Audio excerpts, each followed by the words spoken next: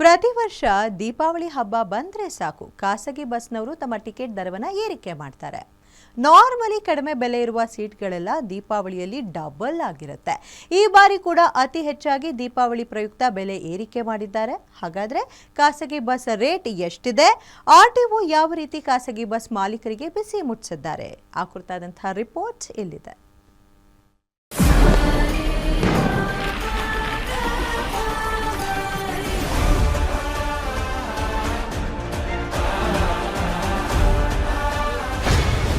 ದೀಪಾವಳಿ ಹಬ್ಬದ ಹೊತ್ತಲ್ಲೂ ಖಾಸಗಿ ಬಸ್ ದರ ಹೇರಿಕೆ ಹಾವಳಿ.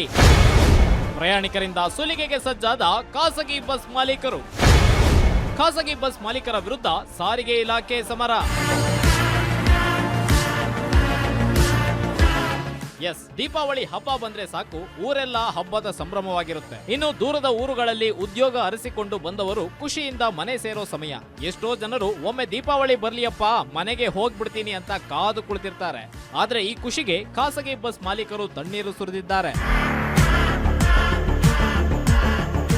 ದೀಪಾವಳಿ ಹಬ್ಬಕ್ಕೆ ಕ್ಷಣಗಣನೆ ಆರಂಭವಾಗಿದೆ. ಇನ್ನೇನು ಕೆಲವೇ ದಿನಗಳಲ್ಲಿ ಬೆಳಕಿನ ಹಬ್ಬ ಬರಲಿದೆ. ಈ ಸಂದರ್ಭದಲ್ಲಿ ಬಹುತೇಕ ಜನರು ದೂರದ ಊರಿಗೆ ಮನೆಗೆ ಹೋಗ್ತಾರೆ. ಈ ವೇಳೆ ಬಸ್, ರೈಲು, ವಿಮಾನ ನಿಲ್ದಾಣಗಳು ಜನಜಂಗುಳಿಯಿಂದ ತುಂಬಿ ತುಳುಕುತ್ತಿರ್ತವೆ. ಅದೇ ರೀತಿ ಬಸ್ನವರಿಗಂತೂ ಲಾಭವೋ ಲಾಭ.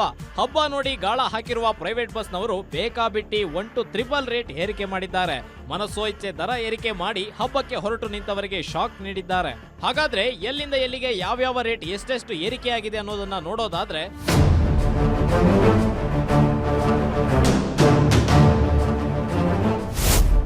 ಬೆಂಗಳೂರು ಟು ಮಡಿಕೇರಿ ಇಂದಿನ ದರ 500 ರೂಪಾಯಿಂದ 600 ರೂಪಾಯಿ ಇತ್ತು. ಆದ್ರೆ ದೀಪಾವಳಿ ಎಫೆಕ್ಟ್ ನಿಂದ 2299 ರಿಂದ 5000 ರೂಪಾಯಿಗೆ ಏರಿಕೆಯಾಗಿದೆ. ಬೆಂಗಳೂರು ಟು ಉಡುಪಿ ಇಂದಿನ ದರ 600 ರಿಂದ 950. ಅಕ್ಟೋಬರ್ 17ಕ್ಕೆ ಟಿಕೆಟ್ ದರ 2500 ರಿಂದ 3700.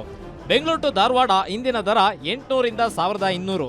ದೀಪಾವಳಿ ಎಫೆಕ್ಟ್ ನಿಂದ 1700 ರಿಂದ 3000. ಬೆಂಗಳೂರು ಟು ಬೆಳಗಾವಿ ಇಂದಿನ ದರ 800 ರೂಪಾಯಿಂದ 1000 ರೂಪಾಯಿ. ಆದ್ರೆ ಹಬ್ಬದ ದಿನ 2000 ರೂಪಾಯಿಂದ 3999 ರೂಪಾಯಿ. ಬೆಂಗಳೂರು ಟು ದಾವಣಗೆರೆ ಇಂದಿನ ದರ 600 ರಿಂದ 800 ರೂಪಾಯಿ. ಆದ್ರೆ ಹಬ್ಬದ ದಿನ 1300 ರಿಂದ 4590 ರೂಪಾಯಿ.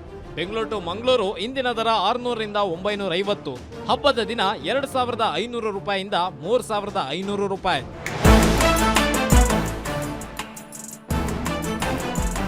ಇತ್ತ ಆರ್ಟಿಒ ಅಧಿಕಾರಿಗಳು ಅಲರ್ಟ್ ಆಗಿದ್ದಾರೆ. ನಿಯಮ ಉಲ್ಲಂಘಿಸುವ ಖಾಸಗಿ ಬಸ್ ಚಾಲಕರಿಗೆ ದಂಡ ಹಾಕ್ತಾ ಇದ್ದಾರೆ. ಆನಂದರಾವ್ ಸರ್ಕಲ್, ಕಲಾಸಿಪಾಳ್ಯ ಸೇರಿದಂತೆ ಹಲವು ಭಾಗಗಳಲ್ಲಿ ಕಾರ್ಯಾಚರಣೆಗೆ ಇಳಿದಿದ್ದಾರೆ.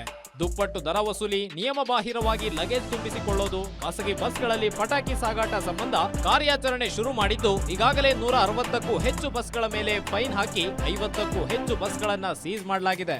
ಏನಂದ್ರೆ ಮೊದಲನೇದಾಗಿ ಪಟಾಕಿ ಸಾಗಣೆ ಮಾಡುವಂಥದ್ದು, ಯಾಕೆಂದರೆ ಈಗ ಮ್ಯಾನುಫ್ಯಾಕ್ಚರಿಂಗ್ ಆಗುವಂಥದ್ದು ತುಂಬ ಇರುತ್ತೆ ಇವಾಗ.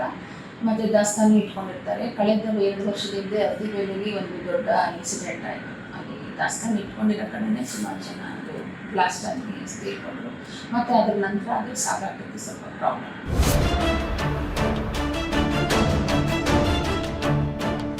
ಒಟ್ನಲ್ಲಿ ದರ ಏರಿಕೆ ಬಿಸಿ ಜನರ ಜೇಬನ್ನ ಸುಡ್ತಾ ಇದೆ. ಇತ್ತ ಆರ್ಟಿಒ ಅಧಿಕಾರಿಗಳು ಮಾತ್ರ ಅಂದಾ ದರ್ಬಾರ್ ಮಾಡುತ್ತಿರುವ ಖಾಸಗಿ ಬಸ್ ಮಾಲೀಕರ ಪೇಟೆಗೆ ಇಳಿದಿರುವುದಂತೂ ಸತ್ಯ.